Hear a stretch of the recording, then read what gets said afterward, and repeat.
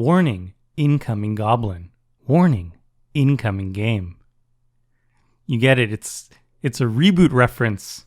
This video is sponsored by Cool Stuff Inc. with free weekly content and free shipping on orders over $150. You can save 5% site-wide by using the promo code MTGMudsta. I'm also sponsored by Face to Face Games, Canada's premier Magic the Gathering store. Using the promo code MTGMudsta will get you 5% off site-wide, with eligible orders getting free shipping Canada-wide. If you're looking for a direct way to help the channel, please consider joining my Patreon and becoming a member of the generic Goblin Gang.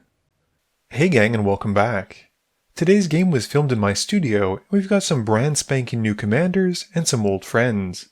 We've got Dom back with his newly made Myrkul deck, keeping a swamp, a forest, Sylvan Library, Heartless Summoning, Talisman of Hierarchy, Eidolon of Blossoms, and Majestic Genesis. Matt has sleeved up Jaheira and paired her with Guild Artisan, keeping a Strike it Rich, Command Tower, Apex of Power, Volcanic Visions, Banefire, and a Rockfall Vale. Jalbel is playing the two-faced Extus, keeping Dualcaster Mage, Urborg, Boros Garrison, Mindstone, Girid's Belligerence, and a Nomad's Assembly. I've got my newly made and probably shortly lived Hinata deck, keeping Riptide Laboratory, Two Plains, Mountain, Saheeli, Goblin Electromancer, and Expansion/Explosion. Jalbel wins the die roll and starts us off. He plays an Urborg before passing turn. Matt plays a tapped Rockfell Vale. Dom plays a forest, passing. I play a plains and pass as well. Jalbel has a Boros Garrison come in, bouncing the Urborg back to hand, and passing while discarding down to 7.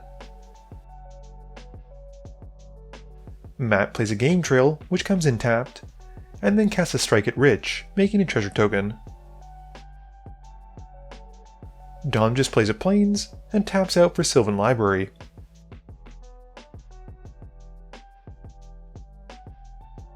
I've got a Fury Column Snarl for turn, revealing a Plains so it comes in untapped. Jalbel plays a Spectator Seating, and then passes after that.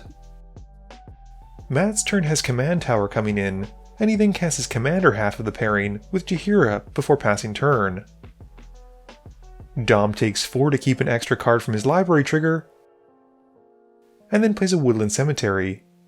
He casts the Talisman of Hierarchy he had in his opening hand, and then a Selesnya Signet.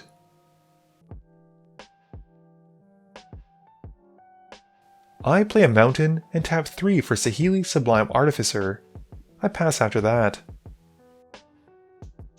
Jalbel replays the Urborg from his hand on his turn, and then taps 4 for Anointed Procession. He passes to Matt. Matt taps 2 for Guild Artisan in his main phase, and going to combat, swings his commander at Jalbel. This lets him make 2 treasure tokens, and Jalbel takes the 2. He then taps his tokens rather than sacrifice them to help cast Seize the Spoils, discarding a card, drawing 2, and making another treasure token.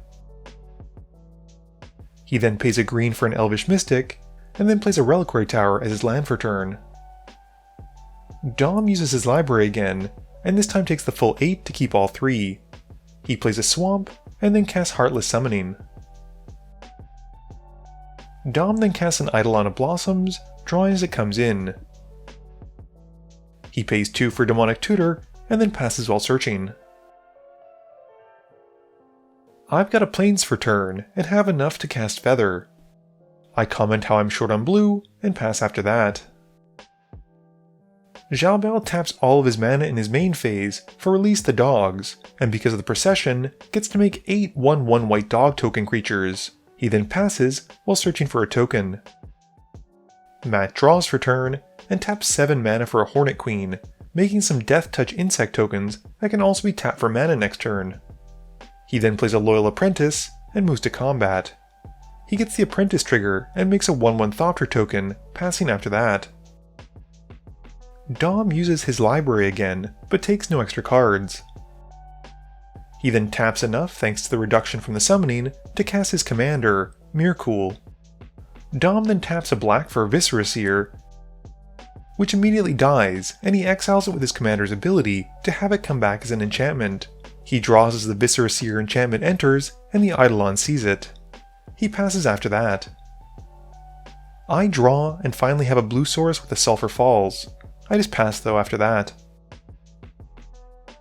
Jalbel draws and taps 1 black for a Village Rites, sacrificing a Doggo to draw 2 cards, which in my opinion is not worth it. He then plays a tap Zavai Triome, passing.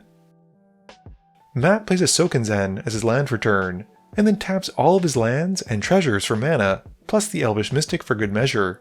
He casts an Apex of Power, exiling his top 7 and making 10 red.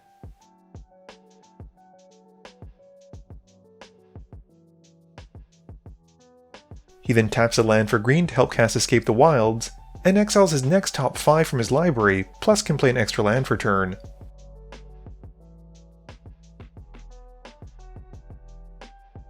He then plays a land from exile, and then taps enough for a mana reflection. Once that's out, he casts Soul Ring. He then casts the Gruul Signet, and the Phase Offering. He then plays Zorn from exile as well, and then goes to combat. Once more he gets a Thopter token, but decides not to attack. Matt then passes, and gets a trigger from the Fey Offering at the end of turn, making a clue, a food token, and 2 treasures thanks to Zorn.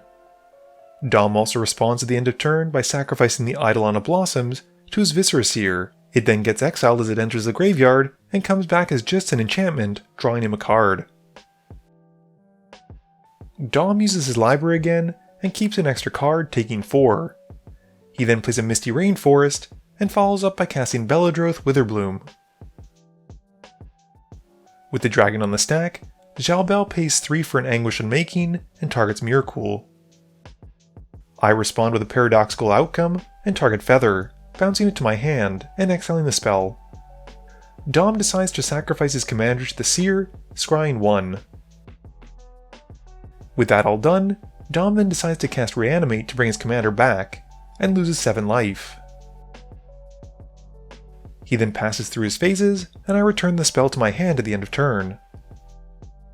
I play a Riptide Laboratory for turn, and realize I should have a Servo token from Saheeli. I then tap enough for Hinata, and pass to Jalbel.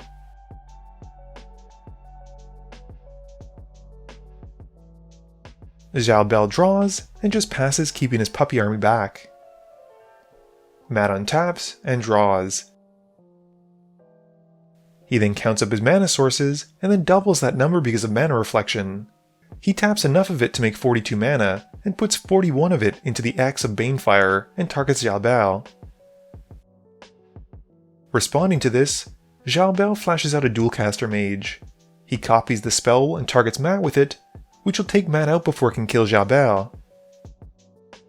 Matt responds by casting Commune with Lava where X is 4, and exiles his top 4. He can't find an answer though, and Dom laughs, cracking his Misty Rainforest to go and find a land. He grabs a Triome, and Matt then dies to his own spell before he can kill Jalbel. We then move to Dom's turn. Dom once more uses the library, but doesn't keep any extras. He plays a Swamp for turn, and then taps a lot of mana for a Majestic Genesis. He reveals his top 7, hitting 6 permanents and 1 spell. He gets to cast Doubling Season, Linvala, Elvish Mystic, Platinum Empyrean, Arcane Signet, and play a Temple of Plenty. He then sacrifices the Mystic, which he exiles, and has come back as a token enchantment, and gets 2 token enchantments thanks to Doubling Season. This means he gets to draw 2 from the Eidolon seeing them come in, and passes after that. I recast Feather for my turn, and pass. My turn is quite quick, as all I do is cast Feather and pass the turn. For his turn, Jalbel plays an untapped Godless Shrine, losing 2 life, and makes a quick observation. And we realize that the pests that Beldros is making don't actually die as they come in thanks to Heartless Summoning, because the Empyrean prevents life change. Jalbel then taps 5, casting a Black Market, and passes after that. Dom untaps but doesn't bother using the library since he can't pay the life to keep the cards. He casts Sir Conrad, and then a Whisperwood Elemental. Dom then goes to combat, swinging at Xiao Bell in the air for 5. He takes the hit, and Dom then sacrifices the Whisperwood, making 2 enchantment versions of it, and drawing 2. He also drains his opponents for 1 with Sir Conrad, Xiao Bell also gains a counter on his black market, and Dom then passes. I play Command Tower, but the only removal I have in hand is damage based, and that's not going to stop Dom from sacrificing his creatures anyway. I decide to pass, and hopefully use my paradoxical outcome later on to draw some cards. Xiao Bell draws, and adds a black mana in his main phase from the black market. He taps the Boros Garrison, and uses the floating black to cast Painful Truths, losing 3 and drawing 3. He then casts Nomad's Assembly, making 16 core soldier tokens. He passes after that. Dom draws, and plays a Forest. He casts his own copy of Anointed Procession, and once that's resolved, casts a Thieving Amalgam. This won't be great for Xiao Bell and I, and he then sacrifices the Amalgam once it resolves, and gets to make 4 token enchantment copies of it after exiling it from his graveyard thanks to his commander. He also draws 4 cards with the Eidolon seeing them coming in, and gets to manifest 2 cards off the top from the Whisperwood triggers. With nothing else, Dom passes. On my upkeep, I exile my top 4 cards so Dom can manifest them. He then sacrifices one of them, which has each of his 4 Thieving Amalgams, triggering and draining me for 2 apiece, for a total of 8. He then sacrifices the other 3 manifested creatures, dealing another 24 points of damage to me. He gets them back as enchantments, and I then go to draw for turn. The card I drew is nothing that can deal with Dom at this point, and Xiao Bell also agrees that he's probably out of it, so we scoop it up to Dom's brutal board state, and he wins the game. Game review time! So, unfortunately, Hinata Dawncrowned was not for me. I've played it a couple times since this game, and I just don't really enjoy the archetype. It's kinda cool that I get to reduce the cost of spells that I use to target stuff with, but really, I don't need a second Jeskai deck. I will say that Matt's Jaheira and Guild Artisan deck was particularly spicy, and it seemed kinda like a Gruul Spellslinger deck. I like the fact that he was using treasures not to sacrifice them for any mana, but instead tap them for green, and I could see Power Stones from Brothers War being particularly useful for this deck. I will say I'm not entirely sure why he was terrified of Xiao Bell, but I thought it was very fitting that he got killed by his own spell after Xiao Bell used the Dualcaster Mage to copy that massive Banefire.